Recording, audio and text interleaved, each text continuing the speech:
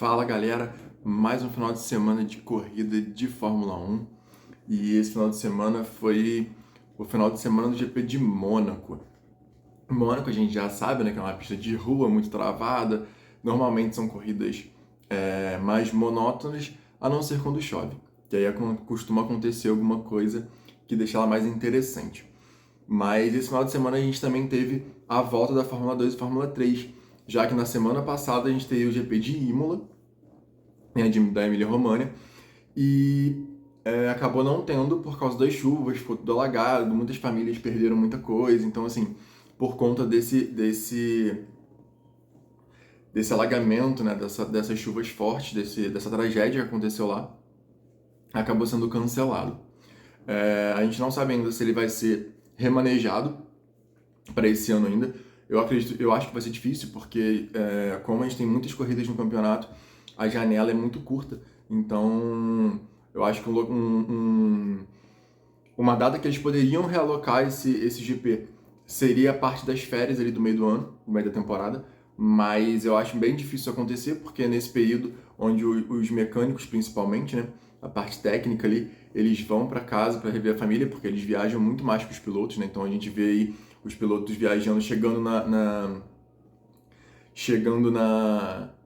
nas etapas na quinta, talvez na quarta noite, mas normalmente na quinta, mas os pilotos já estão lá desde segunda fazendo as montagens, fazendo tudo, então eles são os primeiros a chegar e os últimos a sair, então eu acredito que eles não vão colocar nessa parte de férias, tá? Mas voltando para Mônaco, a gente teve a corrida de Fórmula 3, o brasileiro Gabriel Bortoleto, ele ainda está em primeiro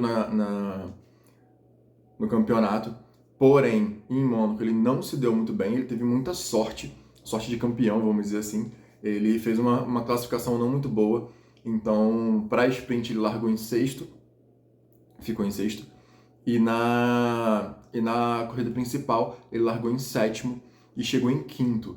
Mas logo na largada ele já perdeu duas posições, já caiu para nono. Logo depois, com o andamento da prova, ele chegou a quinto, não fez nenhuma ultrapassagem, tá? Então ele ganhou posições devido a batidas. Então é uma sorte de campeão, ele se mantém na primeira posição, bastante à frente do segundo colocado. Então, assim, tem tudo para chegar e ser campeão da Fórmula 3. Isso é muito importante, você chegar e já ser campeão logo no primeiro ano. Isso te dá um posicionamento mais para frente muito melhor, até para a Fórmula 2, para conseguir uma equipe de ponta. E como ele é patrocinado, ele é agenciado, né, pelo Fernando Alonso, então assim, a gente sabe que tem um futuro brilhante. Outro brasileiro, Caio Collet, ao contrário do Bortoleto, ele não teve sorte nesse GP, ele estava em quinto, e aí o Montoya atrás dele estava muito mais rápido para ultrapassar, mas Mônaco a gente sabe que não é muito difícil ultrapassar, então numa bobeira lá, um moleque novo, né, então o Montoya acabou batendo na traseira do Caio Collet e tirando ele da prova, e com isso o Bortoleto ganhou duas posições, passou de nono para sétimo. O que estava na frente dele cortou a chicane, então também acabou tomando uma posição. E um outro bateu. Então, por isso que o Bortoleto chegou na quinta e o Caio Collet não pontuou nessa corrida. Então foi muito azar do Caio Collet, estava muito bem na prova, mas acabou tendo azar ali e não conseguiu pontuar. Fórmula 2, o Enzo também foi outro que teve um péssimo final de semana. Ele largou lá atrás, em 12º, 11º, se eu não me engano, tanto na sprint quanto na corrida principal. Então, não conseguiu fazer muita coisa. Eu acho que ele nem largou em 12º, se eu não me engano, largou em 15º. Ele ficou muito mal, então chegou em décimo na sprint e na prova principal o carro dele acabou tendo problema de motor, ele abandonando. Então, o Enzo, que era uma grande aposta pra gente esse ano, já que ele foi para uma equipe de ponta, ele tá na academia da Red Bull, então a gente esperava que ele fizesse uma temporada muito, muito boa, e não é isso que está acontecendo. Então, muito possivelmente, apesar dele ter um sobrenome muito forte, apesar dele estar na equipe lá da Red Bull, é muito provavelmente que ele, ano que vem, não consiga nem vaga para piloto de teste na Fórmula 1. Obviamente ele vai para outras categorias, mas eu acho que Fórmula 1 para ele ficou um pouco distante depois dessa temporada, até porque já é a segunda, na verdade é a terceira, né? Mas a primeira não conta porque ele já teve logo o acidente, então ele ficou a temporada toda fora.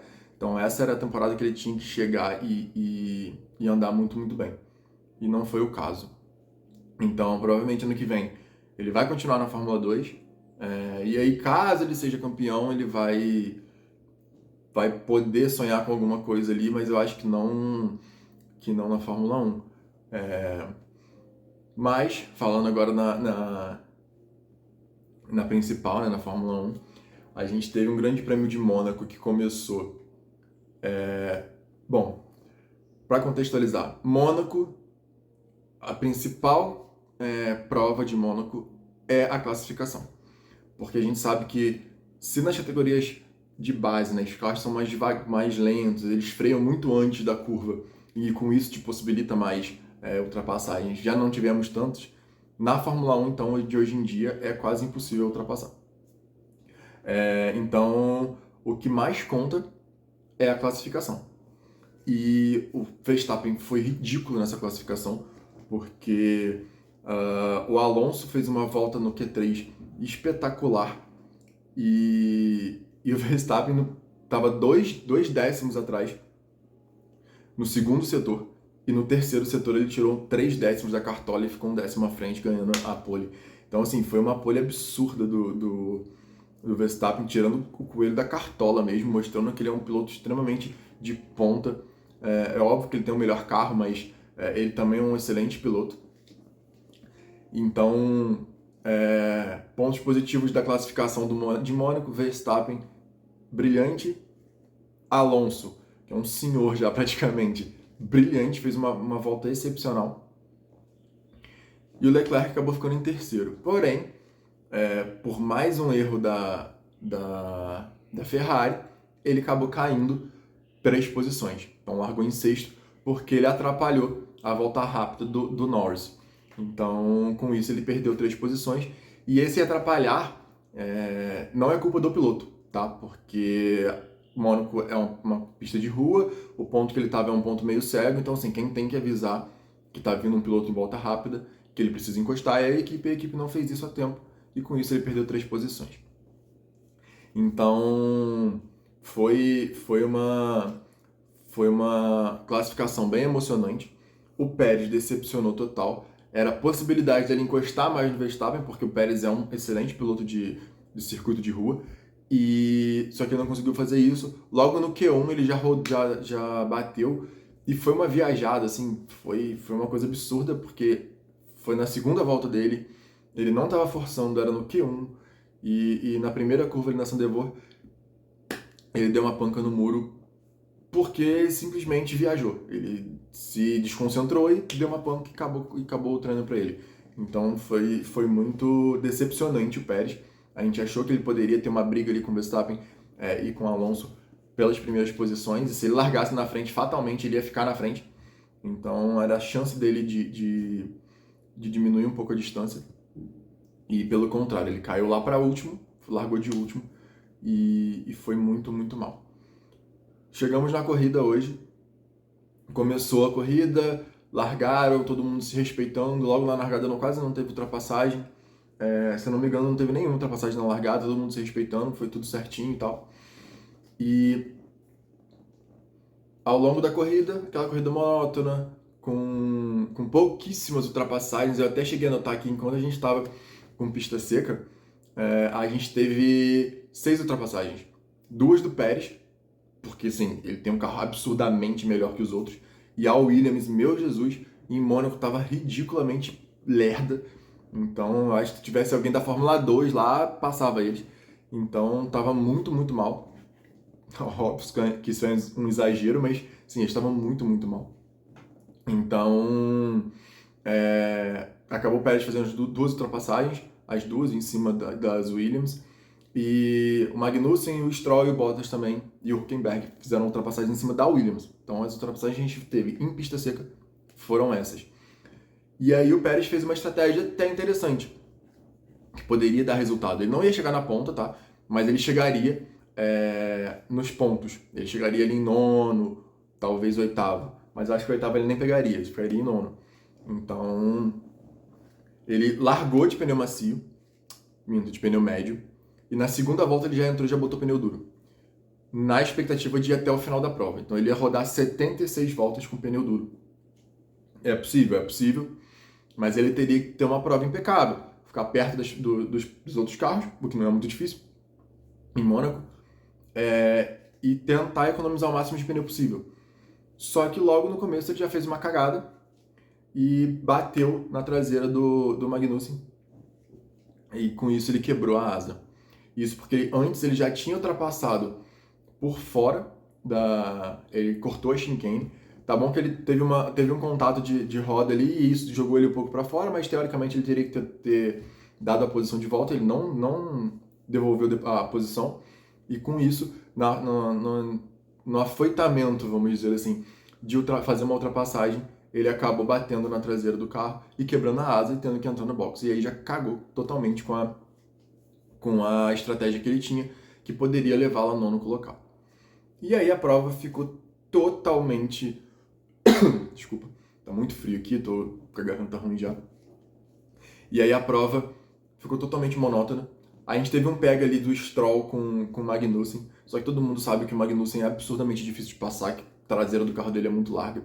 E o Stroll, a gente também conhece, sabe que ele tem melhorado bastante com o Alonso ali, mas ele continua dando as estroladas dele, e eu mais uma vez falo que o Drogovic é muito melhor que ele. Eu acho que estaria fazendo um papel muito melhor que ele, mas enfim, ele é filho do dono.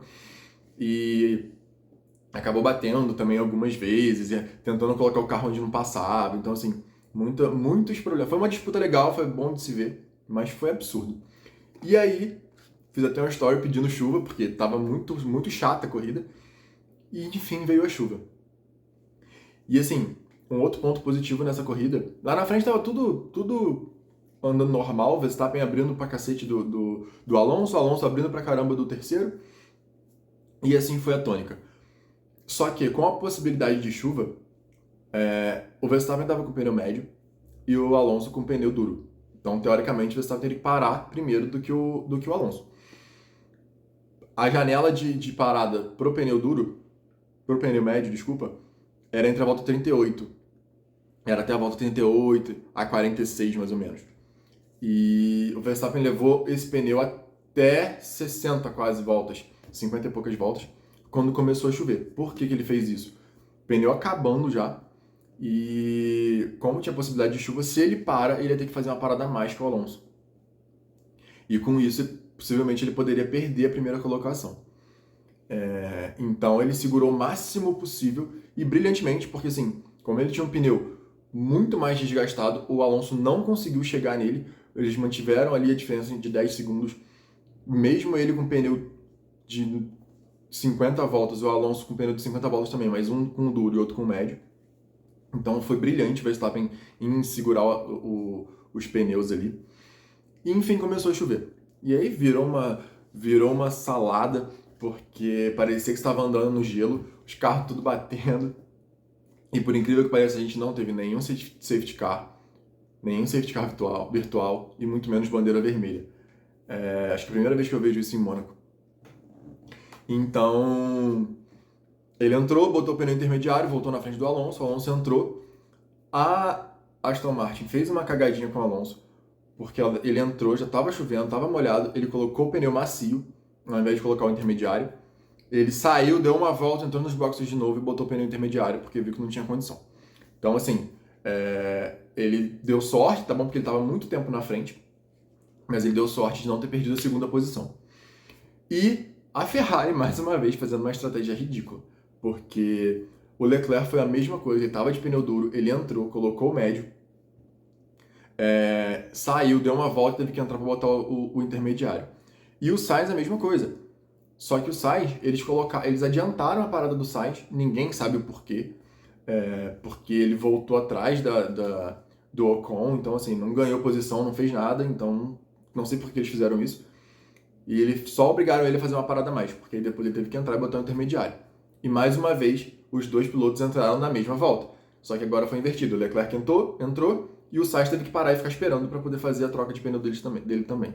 Então, mais uma vez a Ferrari fazendo cagada. E com isso, eles estavam lá na frente, foram lá para trás. Quem se deu bem nesse caso foi o Ocon, que ficou com a terceira posição, uma brilhante corrida da Alpine, principalmente do Ocon, tá? O Gasly ficou ali em sétimo entre as Ferraris, mas foi uma boa corrida, foi uma boa prova para ele, mas eu acho que ele poderia ter feito melhor. Não sei qual era a condição do carro ali, mas pelo que o Ocon fez, ele poderia ter ido melhor, até porque eu acho ele mais piloto que o Ocon. E Hamilton e Russell que conseguiram subir e ficaram em quarto e quinto. Então, a Mercedes foi a maior beneficiada, porque eles estavam mais para trás, e como eles trocaram uma vez só para pneu intermediário, eles já eles já subiram algumas posições. Então, tivemos Verstappen, Alonso, Ocon no pódio, Hamilton, Russell em quarto e quinto, Sainz na sexta, Gasly na sétima e Leclerc na oitava. E aí, fechando os 10 primeiros, a Norris e Piastri, que fizeram uma excelente prova. Tá bom que com a chuva eles também ganharam alguma coisa, mas eles já estavam nessa posição. Depois que começou a chover, eles só mantiveram. Então foi uma boa prova da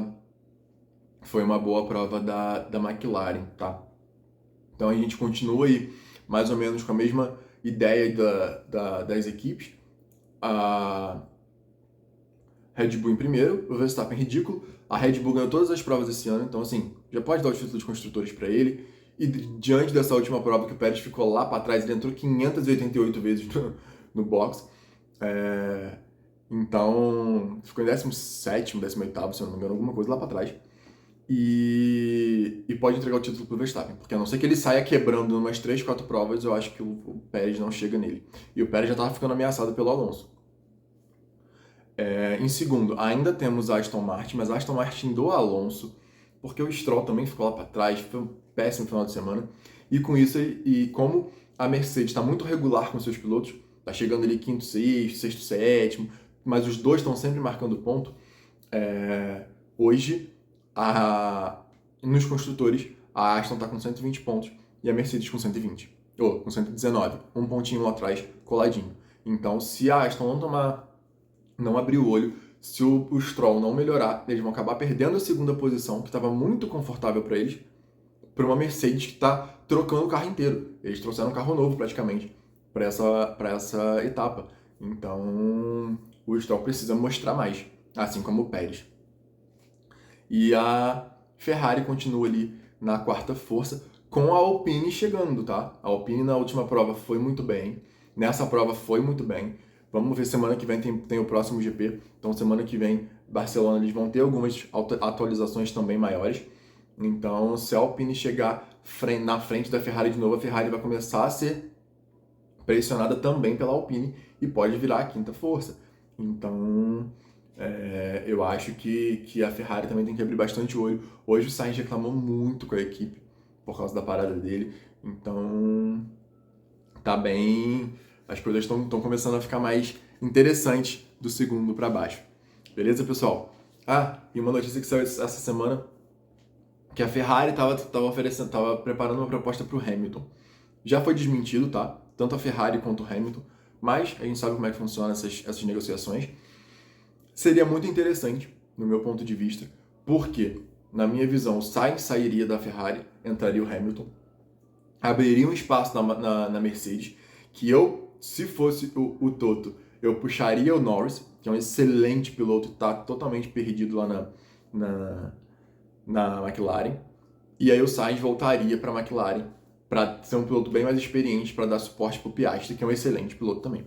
Então eu acho que essa movimentação seria muito interessante para o ano que vem, apesar de eu achar que não vai acontecer, mas eu estava torcendo muito para que esse arranjo pudesse ser feito, e eu torço muito para o Ricardo voltar no lugar do Pérez, porque eu não acho que o Pérez vai conseguir bater de frente com o Verstappen, não que eu ache que o Ricardo vai, mas eu acho que o Ricardo vai incomodar um pouco mais, como ele já fez no passado, porque ele casa bem com esse carro da Red Bull. Então, esse foi mais um final de semana de corrida, gente. Muito obrigado.